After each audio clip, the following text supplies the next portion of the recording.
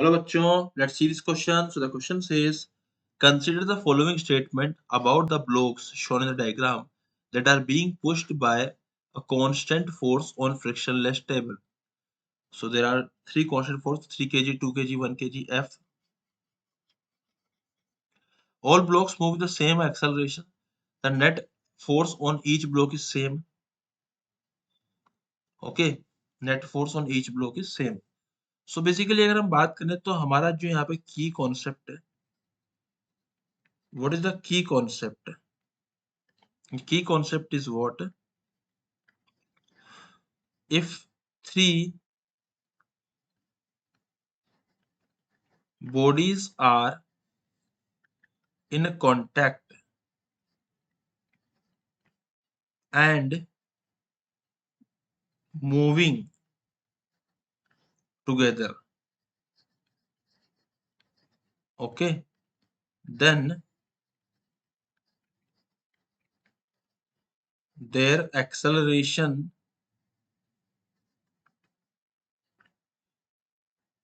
will be same. अगर आप statement 1 को देखो तो ये कह रहा है all blocks move with the same acceleration.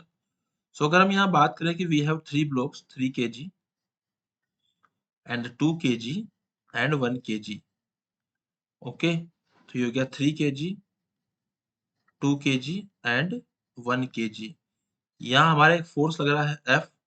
सो ये तीनों आपस में कांटेक्ट में है तो तीनों साथ में चलेंगे विद सेम एक्सेलरेशन. सो यहाँ पे जो एक्सेलरेशन आएगा वो सब पे सेम आएगा. तो statement 1 is correct. Now statement 2, the net force on each block is same. So what is the net force?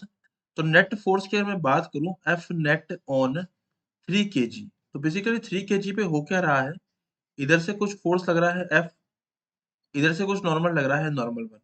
तो लेकिन जो भी हो रहा है यहाँ पे जो नेट फोर्स आएगा मतलब F माइनस N1 जो आएगा उसकी वैल्यू आएगी मास इंटू एक्सेलरेशन. तो मास कितना 3 का 3 इंटू एक्सेलरेशन इज दिस. अगर मैं सेकंड केस की बात करूं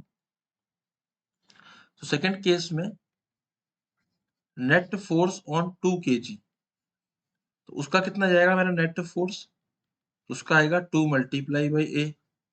और अगर मैं बात करता हूँ थर्ड पर्सन की तो F नेट ऑफ 1 kg, तो यहाँ पे जो वैल्यू आएगी वो आएगी 1 इंटू एक्सेलरेशन ए.